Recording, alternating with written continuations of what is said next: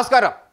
Andhra Pradesh chief secretary Vijayanand మాటలు రాష్ట్ర వ్యాప్తంగా కూడా పూర్తి స్థాయిలో పనిచేస్తాయి.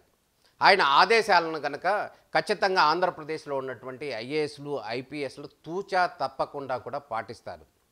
ఇదంతా ఒక ఎత్తు.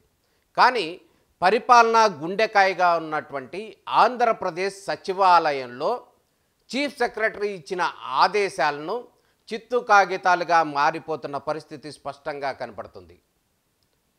రాష్ట్ర పరిపాలన మొత్తానికి బాస్గా ఉన్నటువంటి చీఫ్ సెక్రటరీ విజయానంద్ ఆయన యొక్క ఆదేశాలు ఆంధ్రప్రదేశ్ సచివాలయంలో మిడ్ లెవెల్ ఆఫీసర్స్ విషయంలో అమలు జరగటం లేదు అంటే చాలా పెద్ద ఆశ్చర్యంగా కనిపిస్తుంది. తాజాగా కనుక గమనించినట్లయితే 10 రోజుల క్రితం మిడ్ లెవెల్ ఆఫీసర్స్ ఎమ్మెల్ఓల్ని ట్రాన్స్ఫర్ చేస్తూ కూడా ఆదేశాలు ఇచ్చారు చీఫ్ సెక్రటరీ. ఈ నేపథ్యంలో ఈరోజు వరకు కూడా చీఫ్ సెక్రటరీ ఇచ్చిన ఆదేశాలు ఎట్టకేలకు ఎక్కడా కూడా అమలు జరిగిన దాఖలాలు లేవు. ఇది వాస్తవం. పరిపాలనాపరమైనటువంటి అంశాల్లో chief secretary is the boss. రాజకీయపరమైనటువంటి అంశాల్లో కనుక ఇతర అంశాల్లో కూడా ఆంధ్రప్రదేశ్ ముఖ్యమంత్రిగా ఉన్నటువంటి నారా చంద్రబాబు నాయుడే ఫైనల్. ఇది రాజ్యాంగం చెప్తుంది. జిల్లాలో కలెక్టర్లు కావచ్చు, లేకపోతే ఐపీఎస్ అధికారులు కావచ్చు, వీరందరికీ సంబంధించినటువంటి ట్రాన్స్ఫర్ ఆదేశాలను ఇచ్చేటటువంటి ఏకైక పవర్ రాజ్యాంగం చీఫ్ సెక్రటరీకి ఇచ్చింది.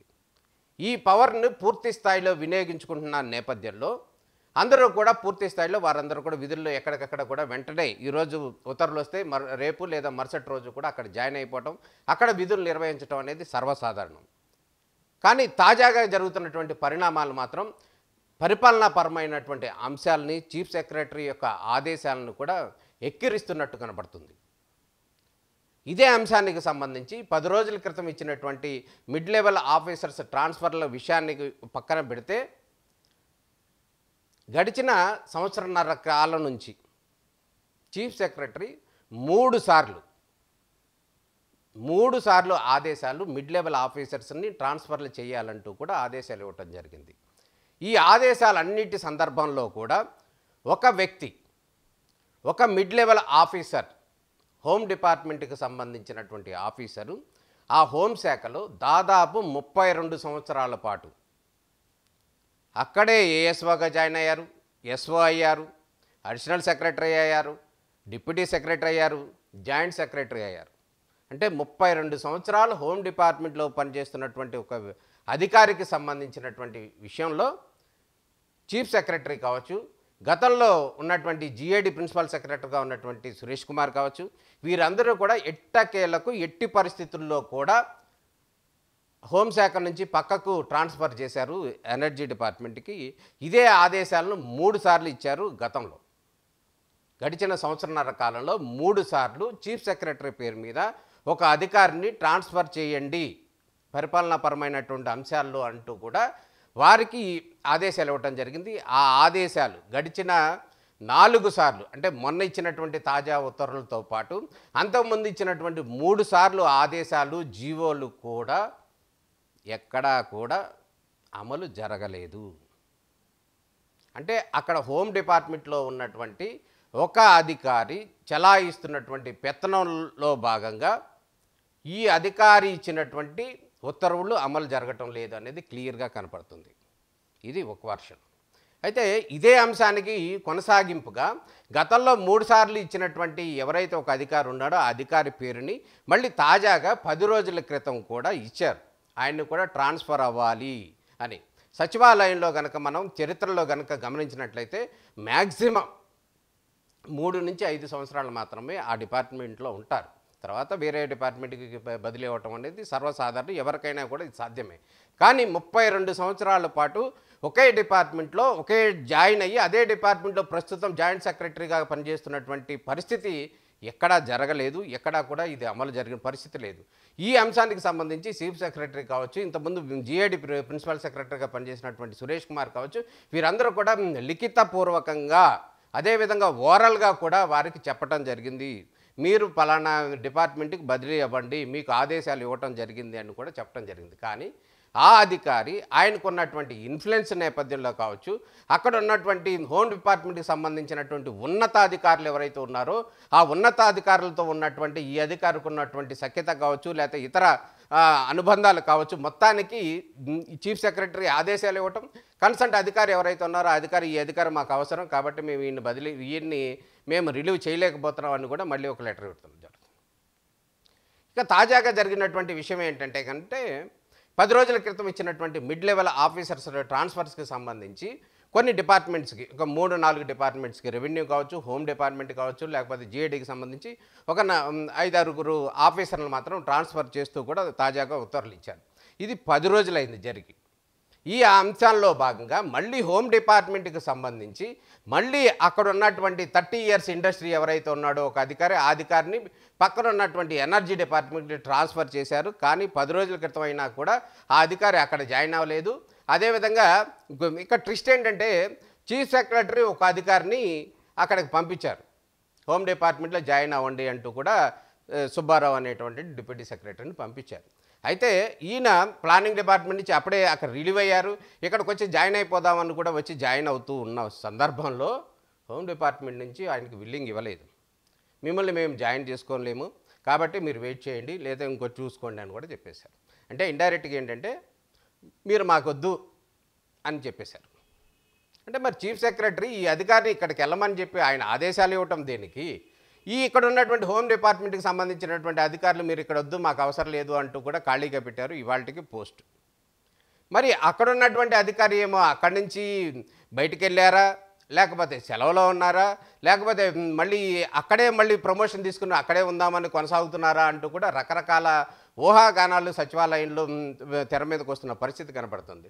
ఏ అధికారికి లేనటువంటి వెసులుబాటు కావచ్చు, ఏ అధికారికి లేనటువంటి ప్రత్యేకమైనటువంటి పరిస్థితులు కావచ్చు, 32 సంవత్సరాల నుంచి హోమ్ డిపార్ట్మెంట్లో పనిచేస్తున్నారు అంటే కూడా చాలా పెద్ద ఆశ్చర్యంగా కనిపిస్తుంది. అదేవిధంగా చీఫ్ సెక్రటరీ ఇచ్చినటువంటి ఆదేశాలు ఏవైతే ఉన్నాయో ఆదేశాలను కూడా ఎక్కడా కూడా పట్టించుకున్న పరిస్థితి లేదు.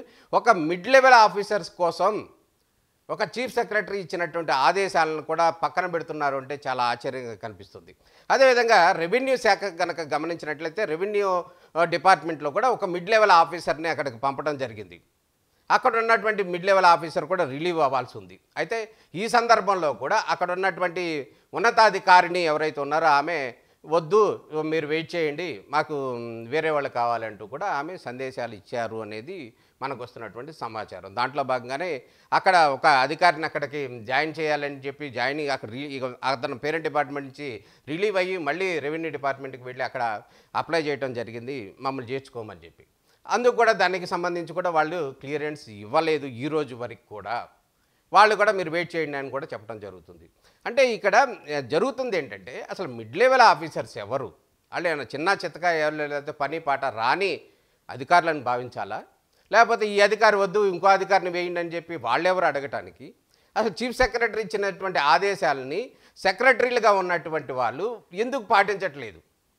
అసలు చీఫ్ సెక్రటరీ ఇచ్చినటువంటి ఆదేశాలని సెక్రటరీలు కావచ్చు, అదేవిధంగా హెచ్ఓడీలు కావచ్చు, జిల్లాలో ఉన్నటువంటి కలెక్టర్లు కావచ్చు, ఐఏఎస్లు కావచ్చు, ఐపీఎస్లు కావచ్చు, ఇతర అధికారులు కావచ్చు, మొత్తంగా అందరూ కూడా తూచా తప్పకుండా పాటించేటటువంటి పరిస్థితి ఉన్నటువంటి నేపథ్యంలో ఆంధ్రప్రదేశ్ సచివాలయంలో దీనికి భిన్నంగా జరుగుతుంది.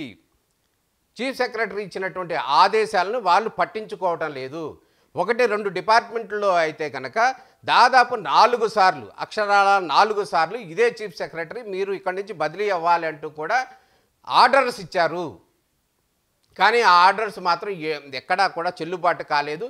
ఆ అధికారి మాత్రం అక్కడే ఉంటున్నారు. ఇది ఆంధ్రప్రదేశ్ పరిపాలనా వ్యవస్థని ఎక్కిరిస్తున్నట్టుంది. ఒక చీఫ్ సెక్రటరీ ఇచ్చినటువంటి ఆదేశాలని వాళ్ళు పాటించకుండా మళ్ళీ ఇదే అధికారి కావాలి, మళ్ళీ ఈ అధికారి ఉంచండి అంటూ కూడా మళ్ళీ ఆ పై అధికారి నుంచి మళ్ళీ లెటర్ రావటం, మళ్ళీ ఏదో విధంగా కన్సిడర్ చేయటం. ఈ అధికారి విషయంలో ఒక ఎమ్మెల్సీ రాయలసీమకు సంబంధించినటువంటి ఒక ఎమ్మెల్సీ ఇచ్చినటువంటి లెటర్ను బేస్ చేసుకుని ప్రతిసారి కూడా ఈయనకు వచ్చినటువంటి ట్రాన్స్ఫర్లన్నింటిని కూడా ఆయన ఆపిస్తున్నాడు అని కూడా ఇక్కడ పబ్లిక్ టాక్ వినిపిస్తుంది. ఒక ఎమ్మెల్సీ ఆయన సచివాలయంలో ఏ శాఖలో ఏ అధికారి ఉండాలి అనేటటువంటి సూచనలు చేయటం ఏంటి? ఆ నాయకుడు ఇచ్చినటువంటి లెటర్ను బేస్ చేసుకుని ఆంధ్రప్రదేశ్లో ఉన్నటువంటి చీఫ్ సెక్రటరీ క్యాడర్లోనో లేకపోతే సెక్రటరీ క్యాడర్లో ఉన్నటువంటి అధికారులు ఆయన ఇచ్చినటువంటి ఆదేశాలని పాటించడం ఏంటి? చాలా విచిత్రంగా ఉంది కదా. సచివాలయంలో ఏ శాఖలో ఎవరు ఎక్కడుండాలనే నిర్ణయించేది ఈ పొలిటికల్ పార్టీలకు సంబంధించిన వాళ్ళు కాదు అనేటటువంటిది స్పష్టంగా ఉంది. అయినా కూడా వీళ్ళకున్నటువంటి సంబంధాల మూలంగా కావచ్చు, లేకపోతే ఇతర వ్యవహారాల మూలంగా కావచ్చు, ఒక ఎమ్మెల్సీ ఇచ్చినటువంటి లేఖను బేస్ చేసుకుని దాన్ని అడ్డం పెట్టుకుని ప్రతిసారి కొనసాగుతూ ఉన్నటువంటి పరిస్థితి కనపడుతుంది. ఇది ఐఏఎస్ అధికారులకు కావచ్చు, లేకపోతే సచివాలయంలో ఉండేటటువంటి ఇతర అధికారులకు కావచ్చు, ఇది చాలా విచిత్రంగా కనిపిస్తుంది, చాలా ఆశ్చర్యకరంగా కూడా కనిపిస్తుంది.